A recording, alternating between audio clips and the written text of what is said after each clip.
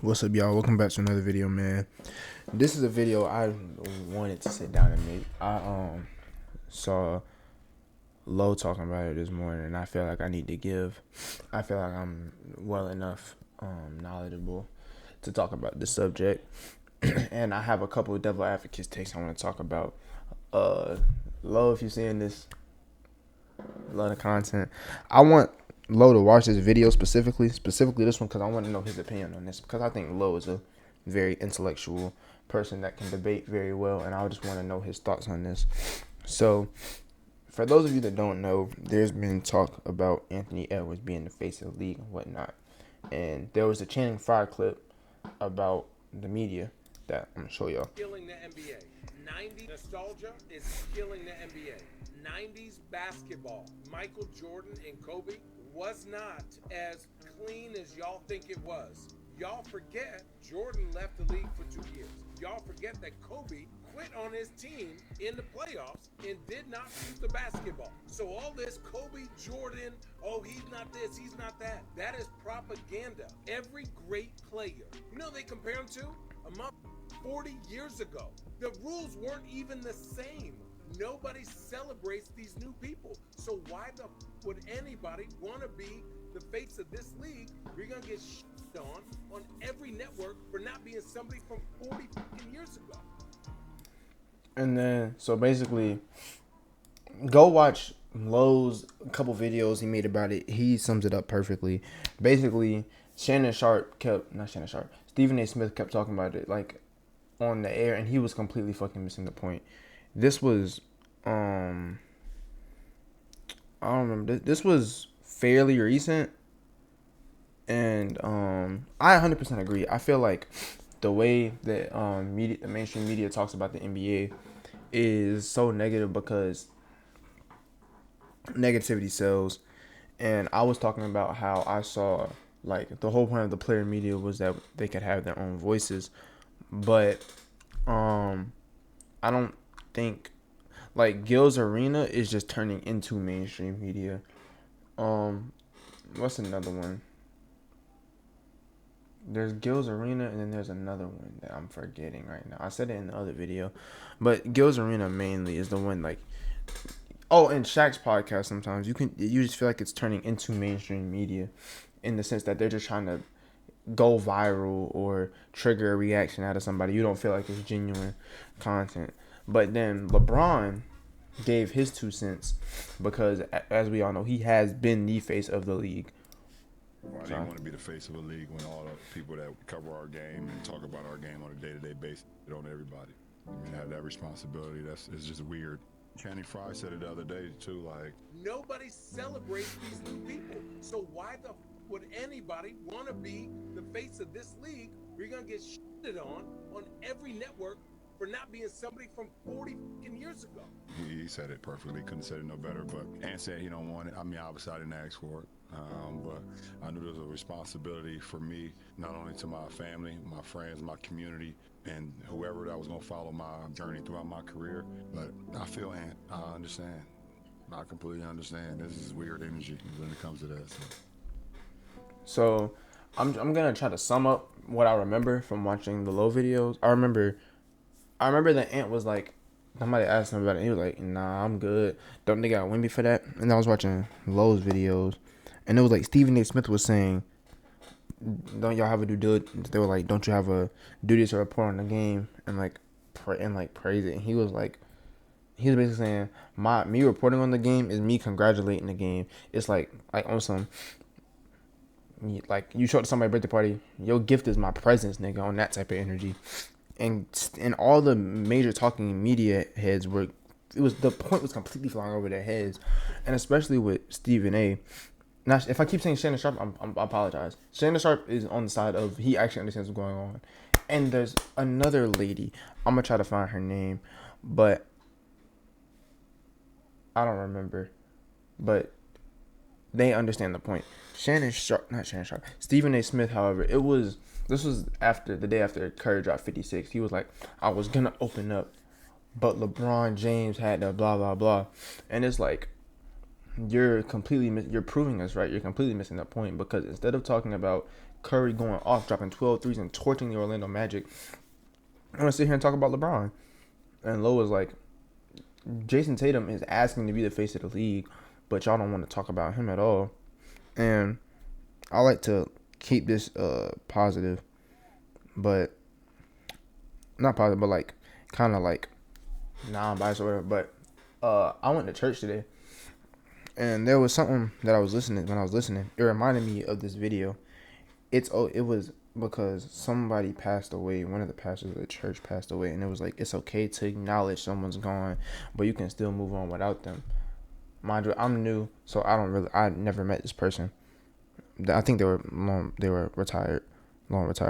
But it made me think of this video because it was like, it's okay to acknowledge that what they did for the game and how they were amazing and blah blah blah. But instead of trying to go back and just always just live through nostalgia, we should embrace this new stuff was going on. Like, I love listening to KG talk about basketball. KG, Paul Pierce, they be appreciating the game.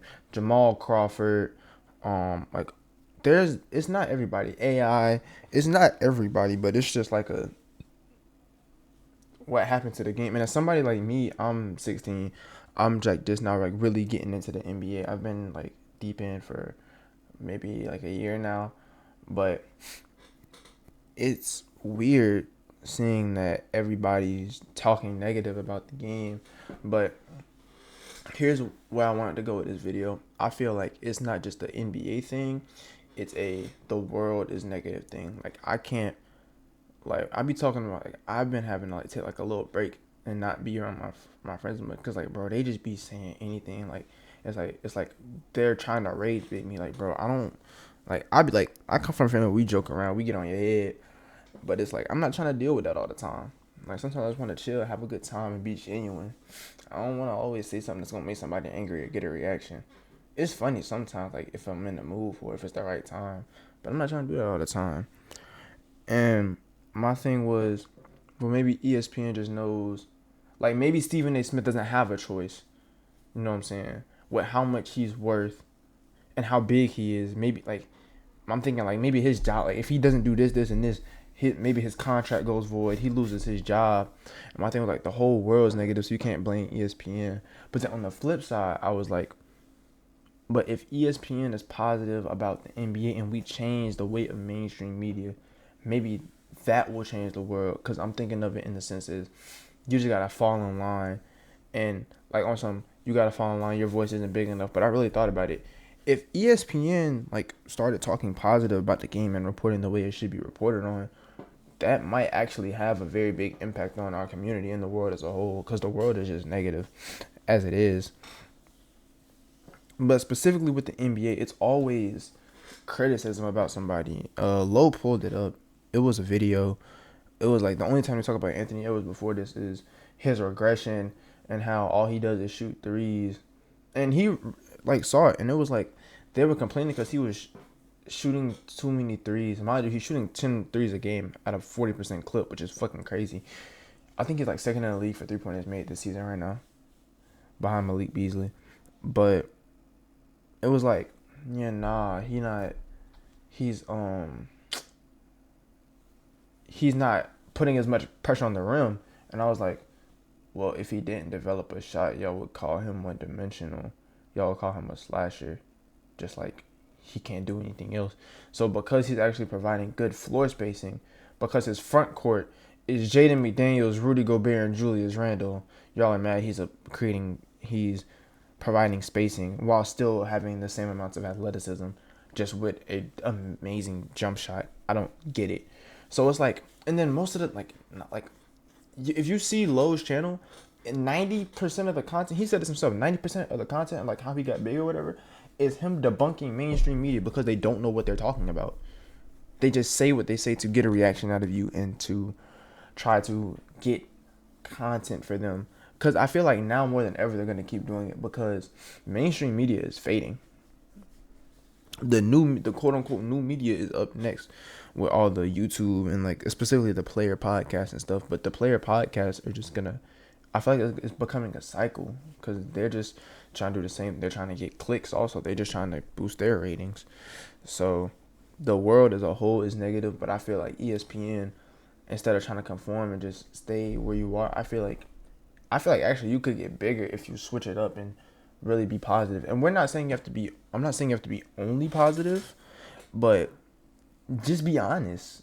Just be honest about the game. Like if something happens, call it out. Call it you see. But y'all find a way to make everything negative, and y'all always find a. And it was like y'all also find a way to relate everything to Michael Jordan.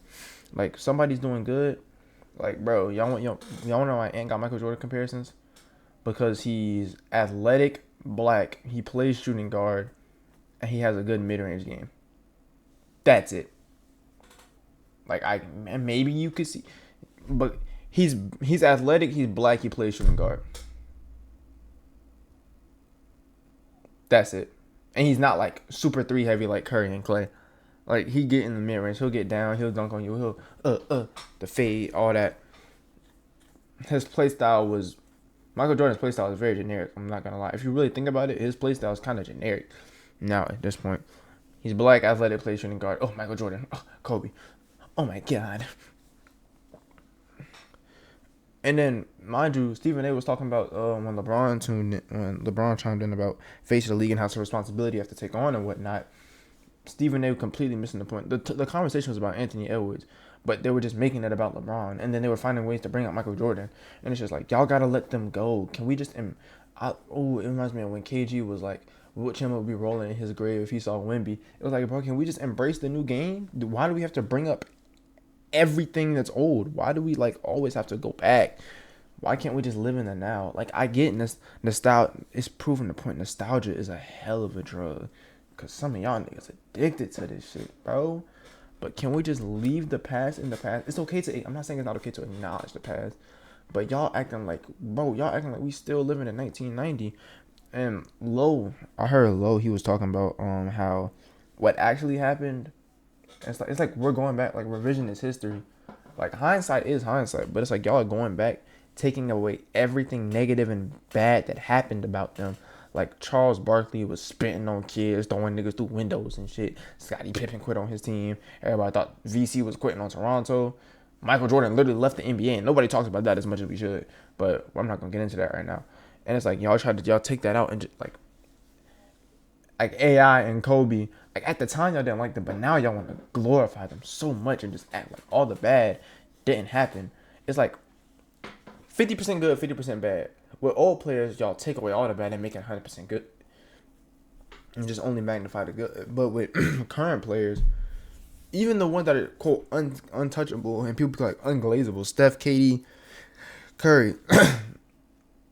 Oh my God, I mean Steph, Curry, Bron. No, Steph, KD, and Bron. It's like with Bron and like all the new players, y'all just magnify everything that's bad and just ignore. Not even diminish what's good. Y'all just completely ignore it. Y'all just throw it away and just don't talk about it. So I think that we just need, like, as a society as a whole, we just all need to be more positive and just stop trying to be so negative. Because what does negativity do? All it does is just bring you down. Like, do y'all not want to be happy? Like, I don't get it. I don't see why negativity is so, like, prominent. And it was like, and I was watching, this was a while back. Love the Sir was like 2 things they were taught in film school that always sell is sex and death. And I was just like, why though? Like, why can't we just like me? The reason I do YouTube is because one, I started doing this shit because I was really, really fucking good at video games. But I realized my goal is to entertain people. I love making people laugh. I love just being around people, having a good time, being goofy, being silly. My whole thing is all these teenagers now, I feel like all want to be grown up and want to be mature and all that. Me, I just want to be a kid and as long as I can, bro. I just want to be goofy as long as I fucking can. And I feel like I can do that with YouTube. I can make it a job, make it a career, have a community, help people.